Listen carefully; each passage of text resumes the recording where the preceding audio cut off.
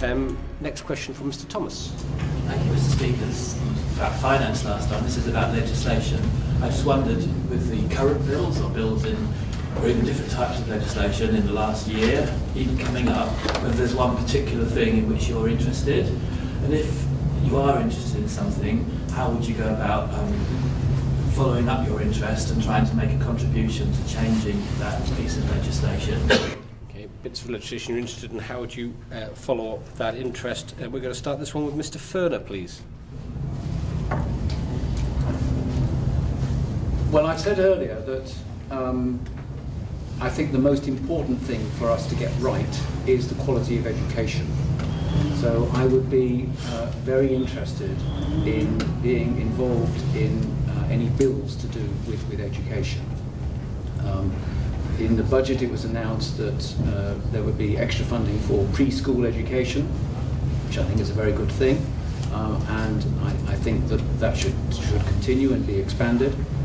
And it's good that in the expenditure on the 5-year plan, we're going to increase the we're going to introduce science and technology, the QE2, and build a replacement high school at Castle Rushen.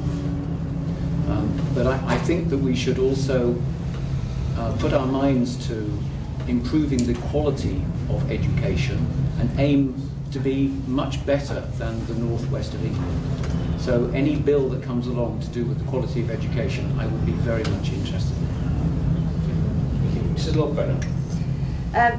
Well, just before it's coming up to putting the nominations in, it's been start of February perhaps. So you know that the abortion bill is going to be one of the first things that LegCo is going to be asked to deal with, and so I was interested to find out from people outside government, obviously, because I wasn't somebody who was like an MHK or somebody who was receiving the briefings or getting any of the information through or anything like that. So really I thought, well, I need to get myself up to speed here in terms of, what information is being put out there, the issues that we need to think about around the bill. So I made sure I contacted CALM. I have nothing to do with the organisation or anything like this before, but I wanted to find out what they had previously sent to the MHK, so that I could find out what the concerns were, or just to get a bit into nitty-gritty.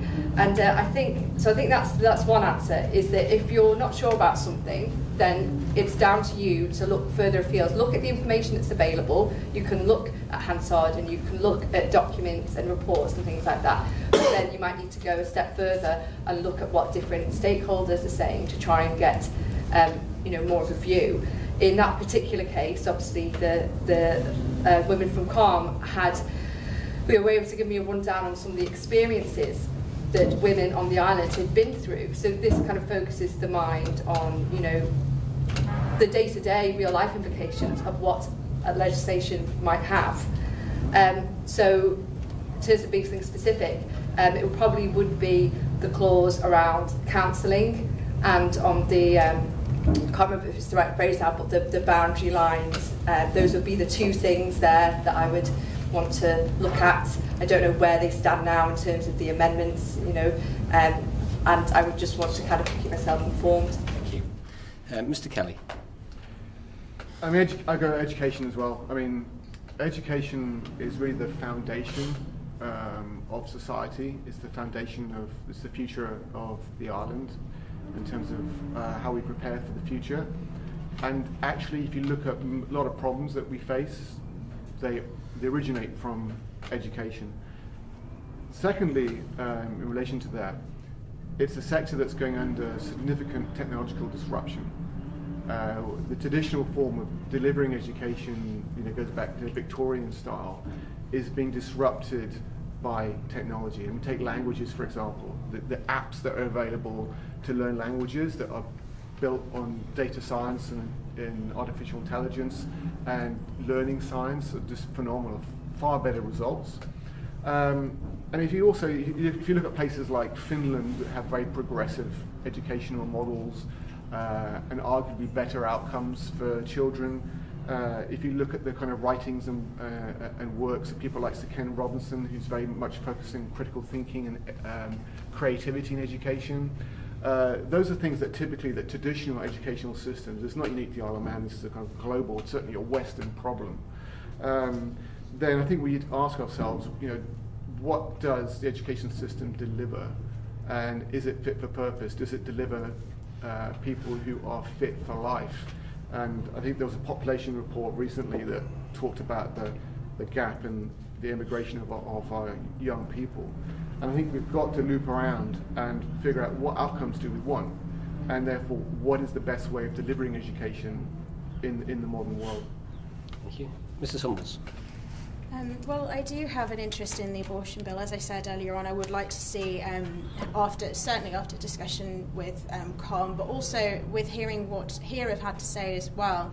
The buffer zones, I do think, are quite important to have in place around the hospitals, around medics' homes, and certainly around, where abortion services, any abortion services would be carried out. Counselling, I think, is absolutely pivotal. I've got friends that have had abortions and they have had a very, very difficult time of things beforehand and also following. So I don't think that it should be imposed on them, but I certainly think that it is necessary for them to access should they need it. And that would need to be an unbiased counselling service. Sexual offences bill is certain parts of it I have been very much, I've kept myself up to date with in my journalistic career. The Turing clause, I know that that's going to be going out for public consultation. I'd like to be able to provide evidence on repealing the crimes of those convicted for homosexuality. I know that there's this debate, automatic across the board, sort of, repeal and also versus application, that might be the most practicable way forward, I suppose, certainly in looking at serious crimes that have been committed alongside that. But also in the sexual offences bill as well. I watched a documentary on sex for rent recently on BBC 3 and then talked to Dr. Alex Allinson about it because apparently our legislation doesn't cover goods and services in relation to incitement into prostitution. It only covers exchange for money. So that's another thing that I would quite like to see for. Yeah, Mrs. Corlett. Thank you. Coming from a financial services background, I'm afraid I'm going to be very boring to say that anything to do with financial services I still have an interest in. It's difficult to let go after so long.